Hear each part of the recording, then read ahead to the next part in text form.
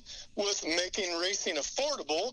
Yeah, it all sounds great and fine, but really it's the worst thing they can do. You make racing affordable, then you make guys think that they can do something that they can't. You take a guy that was racing a 4-cylinder car or a hobby stock. Oh, man, now we got these crate motors in this late model. I'm going to go buy me a late model. I can afford to race a late model now. No, you can't.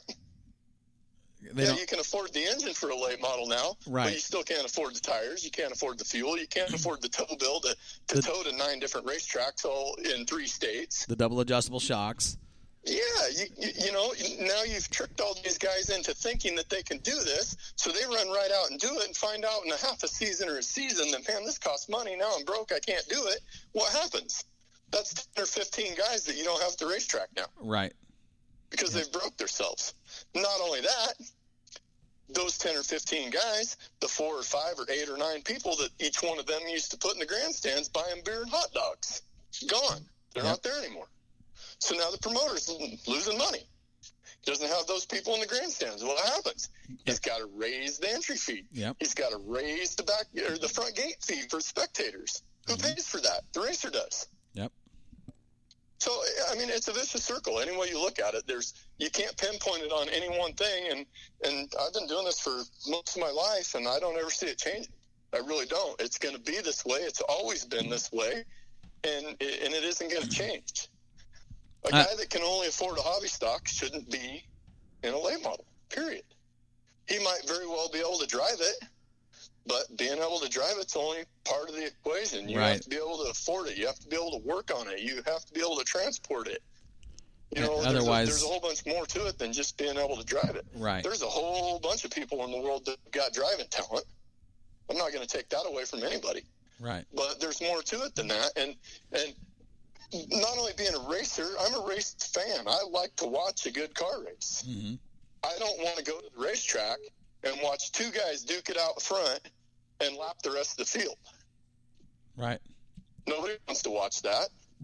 Yeah, and nobody wants to watch their son or their grandson or their neighbor or their boyfriend or whatever the case may be go out there and get his ass handed to him week after week after week simply because he just can't compete, period, whether it be financially or his talent level's not there or his knowledge level's not there. You know, whichever one of those pieces or all of them, they don't want to go and watch him get wailed on every weekend. And the guys that are serious about it and can't afford to do it and have all their ducks in a row, they don't want to have to worry about being crashed every week because this guy's in the way and he's crashing and bouncing off the fence and crashing into people and tearing people up. You know, like I said, it goes back to it's a vicious circle. There's a lot of components in it, and cost is only a small portion of it, I think. The cost part of it goes right along with everything else, just like life. You know, it's 15 years ago, you go buy a new pickup, and it was $20,000. It had $200 a month payment on it. Now you go buy a brand new pickup, it's $60,000. It's got an $800 a month payment on it. Yeah. And that's what you're using to get your car to the track. Man. Absolutely. Yep. The man, the myth, the legend, Doug Davenport just summed it all up right there. Came in hot, too.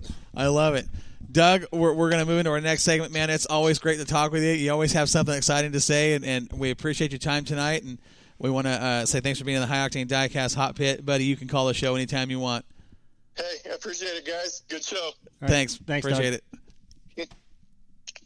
You got to love Doug Davenport for that reason right there.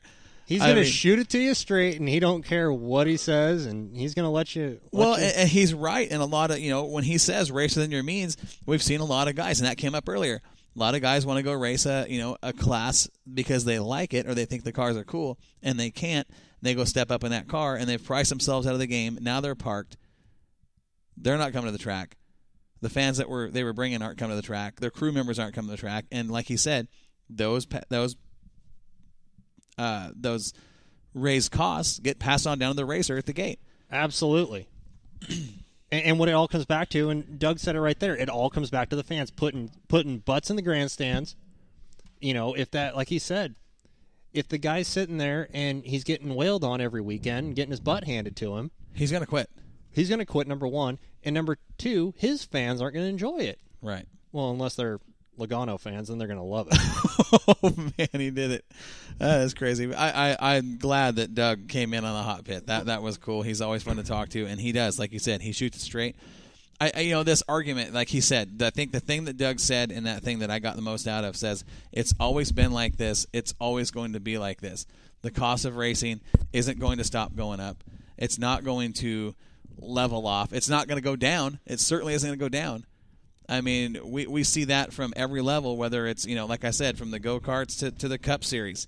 The cost of racing goes up every single year. Exactly, and that's the thing, too, is, while we were on the phone with Doug, we got a message on the Moxie Facebook page from a driver. I've got $35,000 into my car, turnkey, and the cost of stuff is more, but you still have to know what you're feeling when you bolt all these expensive parts on.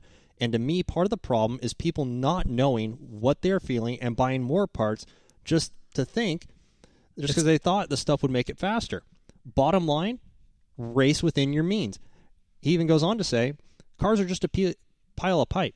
It's what you feel and knowing what to do with it. Best advice I have for you, go to a chassis school. Go to somewhere like RaceWise. Go somewhere. Driving school. Exactly. Yes. Understand what you're feeling so you can make it more affordable for yourself in a sense and bolt the right parts on your car, or not even bolt parts on your car. Make the right adjustment.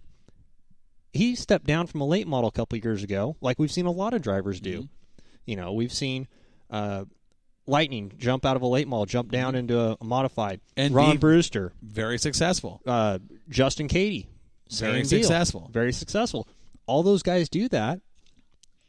They're all talking race within your means. Mm-hmm. Everybody's on the same page here. And I think, what Doug said really kind of put all in perspective of we all have to realize what we are capable of, not just with our two hands and our 2 feet and our butt in the seat, but also financially. And if you can't afford to go out and race a late model, because it's going to cost you $10,000 to get that engine freshened every year, it's going to cost you a couple $100 a night in fuel, going to cost you a couple $100 a night every time you put a tire on there. Mm-hmm. I mean, that's one thing John said when he was on the show. He knows exactly how much it costs him to run a car every single lap. Per lap. That's where they're taking it to. Exactly. He's taking a business approach to running his car. And I think at that national level, you have to. You just have to, because you've got to know, if it makes sense or not.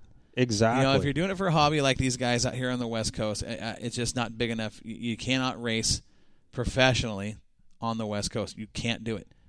I don't care if it's a sprint car or a late model or any other class. It's just not something that's going to happen out here.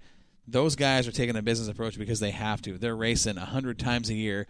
They don't just refreshing their motor once a year. They're changing stuff as the season progresses. They've got 2 motors. They're changing valve springs and valves and this and that as they go. So when they go to refreshing it, it's not a $10,000 bill. Look at what John said. Justin pulled up to I-80, hadn't had a race on his car. Guys are already swapping their motors out because they've already lapped them out. Right. We've already got 25, 26 races on it when he had his first race of the year. Exactly. And you want to start talking race within your means. Okay. Right there's a great example. If you're not capable financially of freshening an SB2 or a High-Zook motor every 10, 12 races, you don't belong on that series. Right. End of story. Right.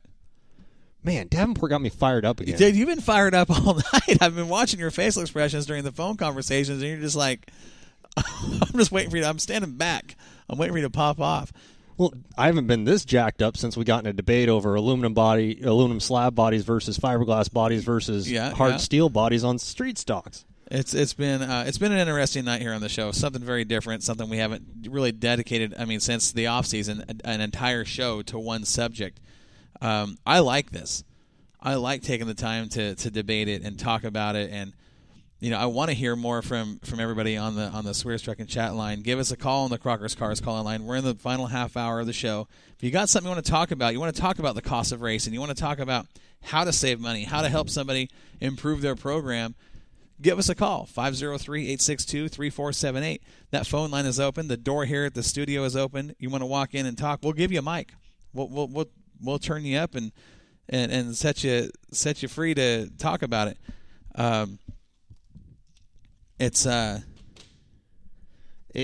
ongoing argument that'll never stop because like we said, it's the situation is never going to It never be will. under control, if you want to use those words. And I wouldn't even say under control. After talking with Justin and John and talking with Doug tonight on the phone, the messages we've gotten from all the racers, talking with all these teams, is this an issue? It is if you don't race within your means. Exactly. And I think that's what it comes down to, is race within your means. You know, like he said, you got that one guy that's standing there at the pit meeting, and to quote him, bitching about how to make stuff cheaper when he's got 3 race cars at the track and smoking cigarettes and holes in his shoes, and obviously shouldn't be in that division. That makes perfect sense to me. I mean, we start, Doug, I remember Doug during a pit meeting. This is when we were having a real issue with racers wearing receivers. And Doug's response was not necessarily the most politically correct response, but he let him know, time out, guys. We're racing $35,000+ race cars, and you're complaining about a $100 safety item. Shut up and quit racing. That's Doug for you, and that's one thing. That's quoting Davenport. That's one thing I like about Doug, though. That's one thing. I mean, because you're going to get a straight answer. There's no sugarcoat and there's no PC with it. It's just like, hey, here's the answer. Here's the question. Here's the answer. So you're not going to like what you hear all the time, and Doug just puts it to you. But he's right when he says that. If you're going to go buy a $35,000 car to race it and complain about a $100 safety item, you probably shouldn't be doing this game. Exactly. We talked about it when we were talking with Justin about the seats. Mm-hmm. And the seat required at Eldora is such that high spec. We talked about racing within your means. Well, and look at one of the names that didn't go to those races because they didn't want to put the $3,500 into a seat was Kevin Weaver. We're talking about a nationally known name, a guy that's won championships, series championships, has known success at all levels. And you're talking about a guy saying, well, why? Why should I put a $3,500 seat in my car to go race when what I've got? Because that's what they say the rules are. Yep. Now, if you can't put that $3,500 seat in your car to go race that late model at a national level, go race regionally or locally. A lot of respect to him, though. He didn't show up. He didn't try and sneak one by. He didn't. He showed up. He parked his cars. Yep. He didn't go racing at all. But real quick, before we forget, I know it's on the board here, the Rick Barnes Memorial Race. Yes, that's coming up. 29th of July. Mm-hmm. Payout has been finalized for 3 of the 4 classes. Okay, let's talk about those classes and let's talk about the payout. So it is a modified, super sport, street stock, Hornet night. Right, 4 classes. 4 classes. We are still waiting on the modified payout to be finalized. Okay. Hornets. We do know. We do know. It's going to be a good payout. It is going to be a huge payout. It's going to be a great payout because one thing that's being done with this race, all classes are having an expanded payout. Every single class at Willamette Speedway that night will have an expanded payout, including a trophy dash pay. Very cool. And a hard charger payout. I like it. Hard charger. Now we're talking. Now we're seeing having some racing. Some fun. So, Hornets. For all you 4-cylinder 4B Hornet drivers out there. And if you're listening, this is the night you want to be at Willamette Speedway. If you're not coming for the Great American Hornet Challenge, this is the night you want to be there. Again, expanded pay. The pay is higher. And for the Hornet class, the winner is going to get $83. $83, and what's it pay to start? $13 to start. Okay, so and it's what is it? $30 to enter. 25. Something like that. I can't remember exactly what it is there. Now all the numbers are going to end in 3 because Rick Work turned 3. So if you're wondering why it was 83 and 13, that's why. Street stocks. Okay, to start. $23. $23 to start. You win the race. $153 in your pocket. $153 to the winner. That's not including if you win the dash at $43. Okay. Or move the most positions, hard charger, for an additional $23. Okay. Supers. Start. $53. $53 to start. Your first place winner going to leave with $333. $333 to win. All right, that's cool. $63 to win the trophy dash. $43 for a hard charger. We're still waiting for the modified payout to get completely finished and publicized. I heard the winner was going to get $1.3 million. I think you're full of beans. I might be. I think you're full of beans because I haven't called Ricky Thornton yet to say, hey, dude, we're racing a big race. But I'll tell you this, though. You're going to be paid $83 to win the trophy dash. Just the trophy dash pays $83. Just the trophy dash pays $83. Okay. Hard charger's going to pay $63. Not bad. We're still waiting on the final payout for the modifieds, but what I'm seeing right now, it's going to be at least $750 to win.